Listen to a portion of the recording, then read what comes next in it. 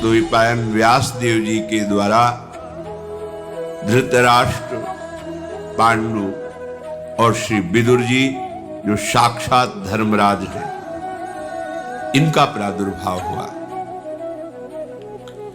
तीनों कुमारों के जन्म से संपूर्ण कुरुवंश, कुरुजांगल, कुरुक्षेत्र, इन तीनों में बड़ी उन्नति, बड़ी शांति, बड़ी प्रसन्नता हुई। जब धर्मात्मा पुरुष का जन्म होता है तो प्रकृति भी आनंदित हो जाती है। जब कोई यहां अधर्म करता है तो प्रकृति अपने को समेटने लगती है। जिस जलवायु से, अन्न से हमारा प्राण पोषण होता है, ये सब पृथ्वी गुप्त करने लगती है। रसीले फल, जो सुखदायी स्वास्थ्यवर्धक वृक्ष, जल, वायु, ये सब प्रकृति चुराने लगती है। देखो, बड़े बड़े आम के ऐसे वृक्ष थे जिनमें कई सौ लोग आराम से नीचे बैठ सकते हैं। ढेर सारे फल निकलते, ऐसे आम, अलग अलग उनका स्वाद, अलग अलग गंध और स्वास्थ्यवर्धक, कोई उसमें केमिकल लगे हुए नहीं, सूख गए। देखो, वो विशाल काय आम वृक्ष कहां दिखाई दे रहे हैं। पानी प्रतिदिन धरा में नीचे ही चला जा रहा है, वाटर लेवल नीचे ही जा रहा है, ऑक्सीजन दूषित होता जा रहा है, अन्न शक्तिहीन होता जा रहा है, बुद्धि भ्रष्ट होती जा रही, विचार मर्यादा रहित होते चले जा रहे हैं।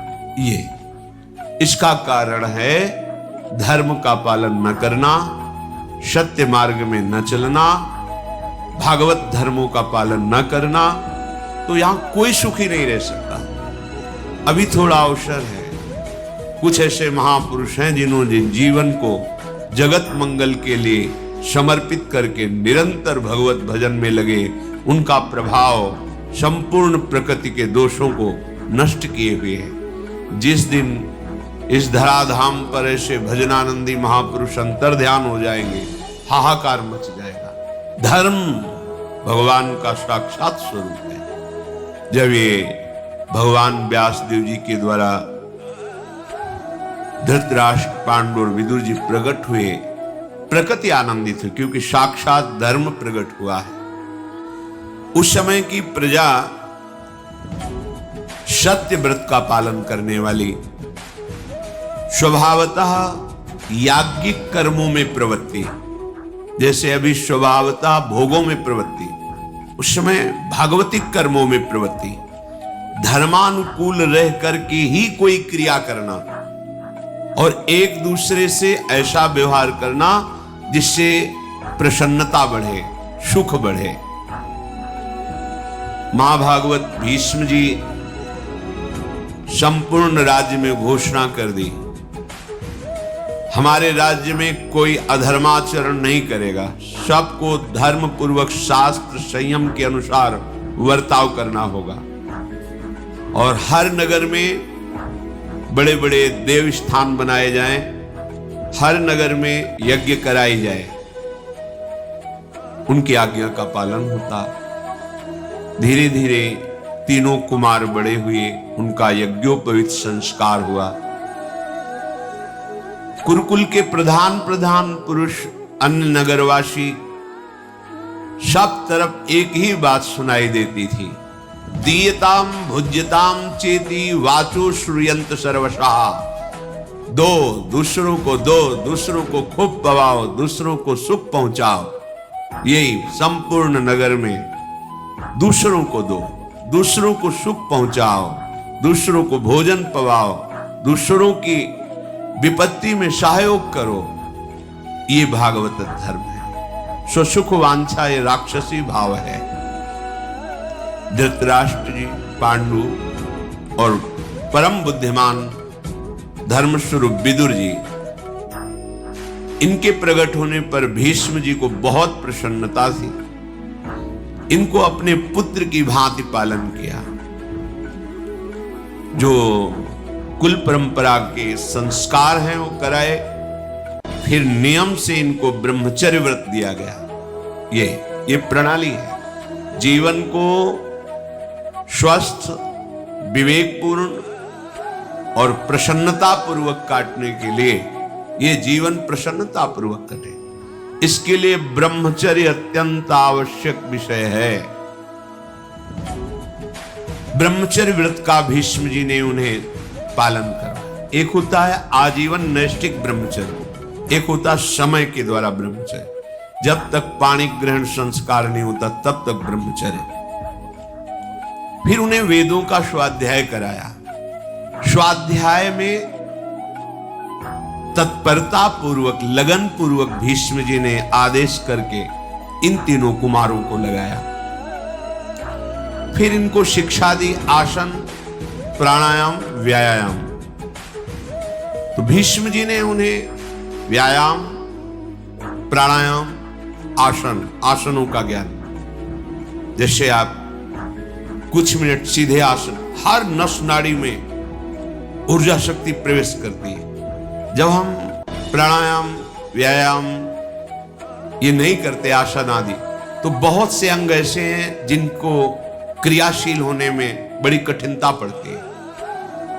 प्राणवायु का शोधन, व्यायाम, इससे रक्त पवित्र होता है, हर अंग क्रियाशील हो जाता है।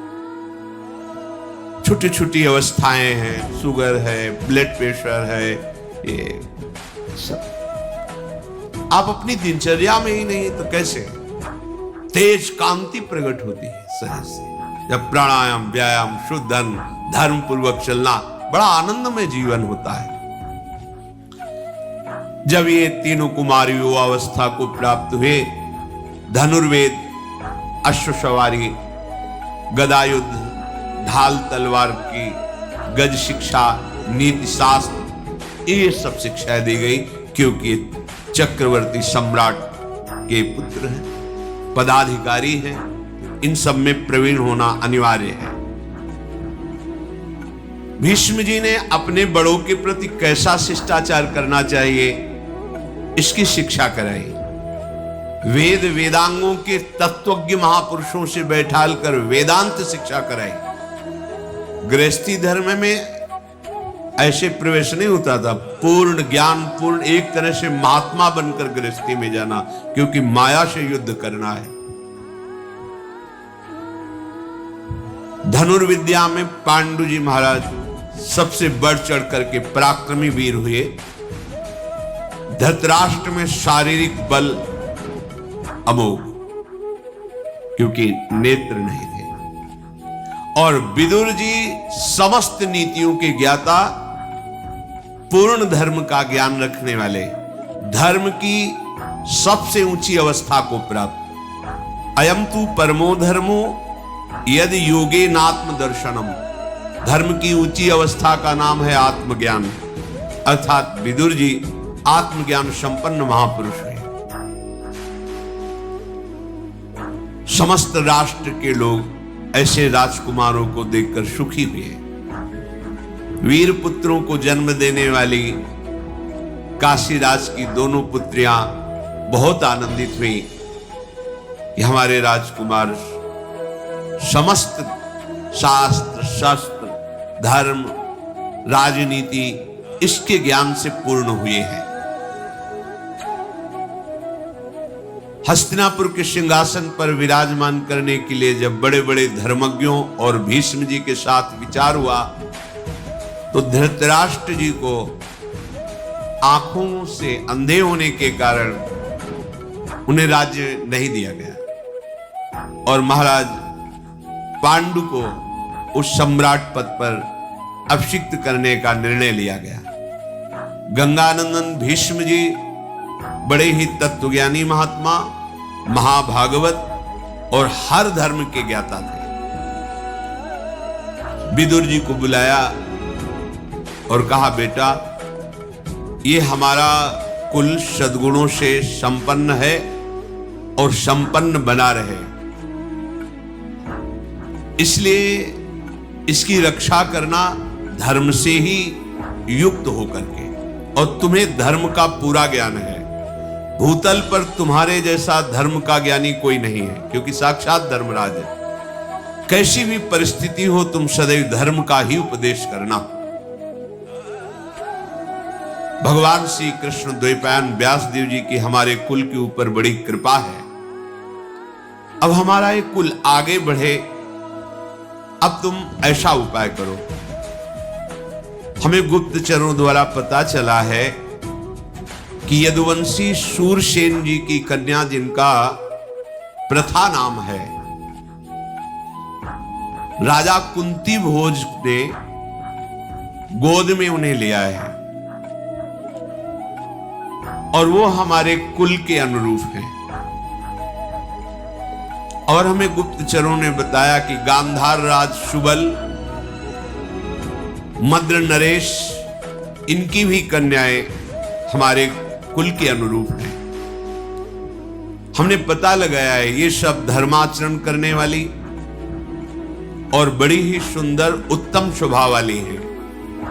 तो हमारे यहां इनका विवाह संबंध हो, ऐसा तुम विचार करो। भीष्म जी ने विदुर जी से कहा। विदुर जी बोले, भगवान आप हमारे पिता हैं, आप हमारी माता हैं, आप ही हमारे परम गुरु हैं। आप जैसा कह रहे हैं अक्षरशः सत्य है, वही विधान किया जाए जिससे तीनों राजकुमारियां हमारे यहां पधारे। भीष्म जी ने उत्तम ब्राह्मणों को सबसे पहले गांधार राज शुबल की पुत्री सुलक्षणा गांधारी जी के यहां भेजा। पता लगा कि वो देवाधिदेव महादेव जी की उपासना में तन्मय है।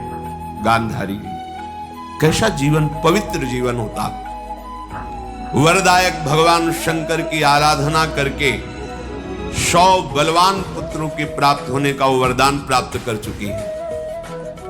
ठीक पूरा पता लगाकर भीष्म जी ने गांधार राज जी के पास अपना दूत भेजा और कहा पूरा परिचय ठीक से देना जाके। धृतराष्ट्र आंखों से रहित है, कहीं छुपाव मत करना। धृतराष्ट्र के लिए हमारे ये गांधारी ठीक रहेगी। जाकर उनको प्रार्थना करो, निवेदन करो। गए, मैं हस्तिनापुर से आया हूं, बड़ा स्वागत हुआ उनका। और गांधारी जी को धृतराष्ट्र के लिए हम वरण करते हैं। दूत ने भीष्म जी की बात कही। जब गांधारी जी ने सुना कि मेरा वरण अंधे से हो रहा है, मेरे माता पिता राजी हो रहे हैं, उसी समय उन्होंने एक मोटा रेशमी वस्त्र लेकर कई परत करके अपनी आंखों में बांध लिया। ब्याह नहीं हुआ, ब्याह की बात चली है। सुंदरी तपस्या परायण कह सकती थी मुझे अंधा पति नहीं चाहिए। माता पिता राजी, तुरंत रेशमी वस्त्र मोटा लेकर कई परत करके आंखों में बांध दिया। यदि मुझे ऐसे पति के साथ वर्ण किया जा रहा है जिसकी आंखें नहीं, तो मैं भी जीवन में किसी को नहीं देखूं। उसी समय पट्टी बांध दी। क्या धर्म है, क्या निष्ठा है। गांधारी उसी समय निश्चय किया कि अपने पति की हर विधान से मुझे सेवा करते हुए पातिव्रत धर्म का पालन करना है। अपने पति में कभी दोष नहीं देखूंगी, कभी उनकी आज्ञा का उल्लंघन नहीं करूंगी। गांधार राजकुमार शकुनी बड़े ही प्रवीण थे, द्यूत क्रीड़ा में, राजनीति में और छल विद्या, कपट विद्या में भी। युवावस्था थी।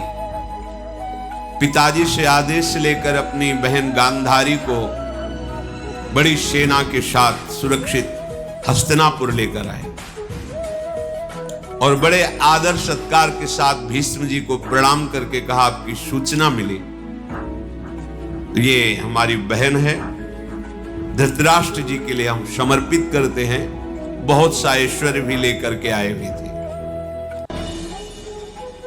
भीष्म जी की सम्मति से शास्त्र के अनुसार गांधारी जी का धृतराष्ट्र के साथ विवाह हुआ। शकुनी ने अपनी बहन को बहुत सा रत्न आभूषण आदि दहेज में दिया। भीष्म जी ने शकुनी का सम्मान किया। इसके बाद वो गांधार राजकुमार वापस चले गए। गांधारी स्वभाव, सदाचार, सद्व्यवहार, इन तीनों को अपने दृष्टि में रख करके धृतराष्ट्र की सेवा करती। क्या हमारे पति का स्वभाव है? पति के स्वभाव की अनुकूलता लेकर चलना। कैसा समर्पण कि वर वरण की चर्चा सुनकर आंख में पट्टी बांधी। कैसा धैर्य। भला एक दिन आंख में पट्टी बांध के देखो, घबराहट पैदा हो जाएगी। आंख होते हुए भी संसार को ना देखना, क्योंकि मेरे का वर्ण ऐसे पति के साथ इसके आंख में। सुंदर वर्ताव करते उन्होंने धृतराष्ट्र और समस्त गुरुजनों को प्रसन्न कर लिया। यदुवंशियों में श्रेष्ठ महामनस्वी शूरसेन जी हुए हैं, जिनके पुत्र भगवान के पिता वसुदेव जी। इन्हीं शूरसेन के पुत्र हैं वसुदेव जी। उनको एक कन्या हुई थी जिसका नाम पृथा रखा गया था। बहुत ही रूपवान और स्वभाव में बहुत ही गंभीर स्वभाव की थी। शूरसेन के एक मित्र थे कुंती भोज। दोनों में मित्रता में पहली प्रतिज्ञा कर रही थी कि जब हमारी पहली संतान होगी वो हम आपको भेंट करेंगे। ऐसा शूरसेन ने कुंती भोज से किया था। शूरसेन जी की पहले कन्या हुई पृथा जी। उन्होंने अपने मित्र को बुलाया और कहा, प्रतिज्ञा थी जो पुत्र या पुत्री होगी वो आप स्वीकार करके। शूरसेन की कन्या पृथा को कुंती भोज ने स्वीकार किया। कुंती भोज के घर में पृथा ब्रह्मचर्य का पालन करते हुए देवताओं का पूजन करना, जप करना और आए हुए संत महात्मा अतिथियों की सेवा करना, ये उनका प्रधान कार्य था। अभी कुछ अवस्था हुई ही थी कि बड़े ही कठोर व्रत का पालन करने वाले, धर्म में सदैव सावधान, तपस्या के महान धनी ब्रह्म ऋषि दुर्वासा जी पधारे कुंती भोज के यहां। वो अतिथि सेवा, संत सेवा में बड़ी प्रवीण थी पृथा जी। पृथा जी उनकी सेवा में लगी। यद्यपि वो बड़े ही क्रोधी और उग्र स्वभाव के थे, पर बहुत सहनशील, शांत रहकर सावधानी पूर्वक उनकी सेवा पृथा जी ने की। राजकुमारी पृथा की सेवा से यद्यपि अत्यंत उग्र स्वभाव और कठोर स्वभाव के दुर्वासा जी बहुत प्रसन्न हुए और कहा कि बेटा तुमने हमें रिझा लिया। मैं तुम्हें एक मंत्र प्रदान करता हूं। इसकी प्रयोग विधि ये है और ये वशीकरण मंत्र है। तुम जिसको चाहो, जिस देवता को, उसी क्षण बुला सकती हो। मंत्र का प्रयोग करते हुए देवता तुम्हारे सामने उपस्थित होगा और जो तुम चाहोगी वो तुम्हें वो प्रदान करेगा। ऐसा वरदान दुर्वासा जी ने दिया। ब्रह्मर्षि दुर्वासा के कहने पर कुंती के मन में बड़ा कौतूहल हुआ। मैं जिस देवता को चाहूं उसको बुला सकती हूं। यद्यपि अभी कुमार अवस्था में ही थी। दुर्वासा जी के चले जाने पर एक दिन महल में सूर्य की किरणें अभी उदय ही हुए थे, आ रही थी। दृष्टि गई सूर्य पर। तुमने सोचा मंत्र का प्रयोग करके देखें। जो ऋषि ने कहा है कि बुलाते ही तुरंत, तो क्या सूर्य भगवान हमारे पास आ जाएंगे? उसी पद्धति से तत्काल मंत्र का उच्चारण किया। जो ही उच्चारण किया, उत्पत्ति पालन करने वाले तेजस्वी भगवान सूर्य कहां से आए, कैसे आए पता नहीं, सामने खड़े। आश्चर्यचकित हो गई, भयभीत हो गई पृथा जी। भगवान सूर्य आकर बोले, बुलाया, मैं उपस्थित हुआ। बोलिए, किस कार्य के लिए बुलाया? कौन सा तुम्हारा प्रिय कार्य करूं? दुर्वासा जी के द्वारा दिए हुए मंत्र से प्रेरित होकर मुझे यहां आना पड़ा। कुंती जी ने हाथ जोड़कर कहा प्रणाम करके कि भगवान, बस ऋषि ने मंत्र दिया था, मैं उसका प्रयोग करके देखना चाहती थी कि क्या ऐसा होता है। आ गए, आपसे हमें कुछ नहीं चाहिए, आप पधारिए, भय मत करो, हमारा आना व्यर्थ नहीं जाएगा। मेरा दर्शन अमोघ है, मेरा आवाहन व्यर्थ हुआ तो निसंदेह तुम्हें बड़ा पाप लगेगा। किसी भी बड़े देवता को प्रयोग के लिए नहीं बुलाया जाता है कि हम मंत्र प्रयोग किए आ गए, हां ठीक है जाओ, ऐसा नहीं। लक्ष्य होना चाहिए, ये मेरा दर्शन व्यर्थ नहीं जाना चाहिए। भगवान सूर्य ने जब ऐसा कहा तो उनका, भगवान मुझे कोई आवश्यकता नहीं। तो उनका कि मैं तुम्हें एक पुत्र प्रदान करता हूं। तो अभी हमारी कुमार अवस्था है और ये बहुत निंदनीय होता है कि कुमार अवस्था में संतान होना। हे परम तेजस्वी सूर्यदेव, मुझे बहुत संकट में आपने डाल दिया। उन्होंने कहा, राजकुमारी, तुम्हारे कन्या धर्म का नाश नहीं होगा, पर तुम्हें पुत्र होगा। कोई दोष नहीं लगेगा और तुम्हें गर्भ धारण नहीं करना पड़ेगा। भगवान सूर्य की कृपा से उसी समय महावीर एक पुत्र प्रकट हुआ। वो जन्म से ही दिव्य कवच और कुंडल धारण किए हुए, भगवान सूर्य के समान, जैसे सूर्य का प्रतिबिंब, ऐसे तेजस्वी बालक। जन्म के साथ कवच कुंडल धारण किए हुए उस बालक को भगवान सूर्य ने कहा इसका नाम कर्ण होगा और सब लोकों में महान दानी और बड़ा वीर ये पुत्र होगा। परम तेजस्वी भगवान सूर्य ऐसा कहकर अंतर्धान हो गए। इतना सुंदर पुत्र देख करके आसक्त हो गई।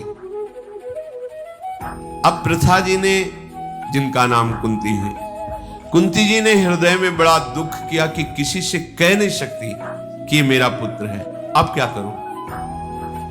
बहुत विचार करके यही निर्णय निकला कि इस पुत्र को अपने पास तो हम रख ही नहीं सकते। गुप्त रूप से अपने को छिपाती हुई उस महाबली पुत्र कर्ण को जल में प्रवाहित कर दिया, ऐसे काष्ठ की उसमें जिसमें डूबे ना और कोई उठा ले, ऐसी भावना करके जल में छोड़े हुए उस नवजात शिशु को एक सूत पुत्र अधिरथ थे जो उपासना कर रहे थे, उनके पुत्र नहीं हो रहा था, तो नदी में खड़े हुए मंत्र जाप कर रहे थे, तो बालक के रोने की आवाज आई। देखा, समीप गए, इतना तेजस्वी बालक। उन्होंने विचार किया भगवान ने साक्षात हमें बालक दिया है। पत्नी सहित उस अपने बालक को लेकर के यही घोषित किया मेरा पुत्र है, और उस बालक का नाम कवच कुंडल आदि के साथ होने के कारण वसुसेन रखा। वसुसेन। धीरे धीरे बालक बड़ा हुआ, अस्त्र विद्या में बहुत प्रवीणता, उपासना में बहुत ही धैर्य। सूर्य उदय जिधर होता है उस तरफ मुख करके खड़े हो जाते हो, जब सूर्य पीठ पे लगते तब तक जल में खड़े हुए हाथ उठाए केवल मंत्र जपते रहते। बाल्यावस्था में कर्ण जी ये आराधना थी। सूर्य उदय होने के पहले ही हाथ उठाकर जल में यहां तक खड़े हो जाते, और जब सूर्य उदय होकर के पीठ में लगते तब वो मंत्र उपासना को विश्राम देते। सूर्य उपस्थान प्रणाम करके। ऐसे मंत्र में जप में लगे हुए बुद्धिमान वीर कर्ण का ये नियम था कि जिस समय मैं आराधना में, उस समय कोई प्राण भी मांगे तो मैं दे दूंगा, ना नहीं निकल सकता। जब भगवान सूर्य ने देखा कि इसका नियम पक्का है और कोई भी मांगेगा तो ये सब कुछ दे सकता है, तो स्वप्न में आके कहा कि बेटा तुम मेरी आराधना कर रहे हो और मैं भी तुम्हारा पिता हूं, इसलिए तुम्हें संकेत कर रहा हूं कि एक समय ऐसा होगा कि देवराज इंद्र ब्राह्मण के रूप में इसी उपासना के बीच में आएंगे और तुमसे कवच कुंडल मांगेंगे, तुम उन्हें मत देना। कवच कुंडलों का वो अपहरण कपट पूर्वक करना चाहते हैं, क्योंकि जब तक कवच और कुंडल विराजमान रहेगा कोई तुम्हारे शरीर का छेदन भेदन नहीं कर सकता। मैं तुम्हें ये संकेत दे रहा हूं कि कोई भी ब्राह्मण आकर यदि कवच कुंडल मांगे तो मत देना, क्योंकि ब्राह्मण नहीं, वो देवराज इंद्र होंगे, मुझे पता है। कर्ण ने कहा भगवान मेरा नियम है, यदि उस समय इंद्र या कोई भी ब्राह्मण आकर के मुझसे याचना करेंगे तो आपके इस आदेश का पालन मैं नहीं कर पाऊंगा।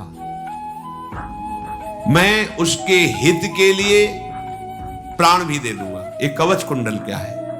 और कहीं देवताओं के अधिदेवता इंद्रदेव ब्राह्मण रूप में आवे तो ये जान लेने पर भी कि वो मुझसे मांग रहे हैं देवराज इंद्र, मैं नहीं रुक सकता, मैं तो दूंगा ही।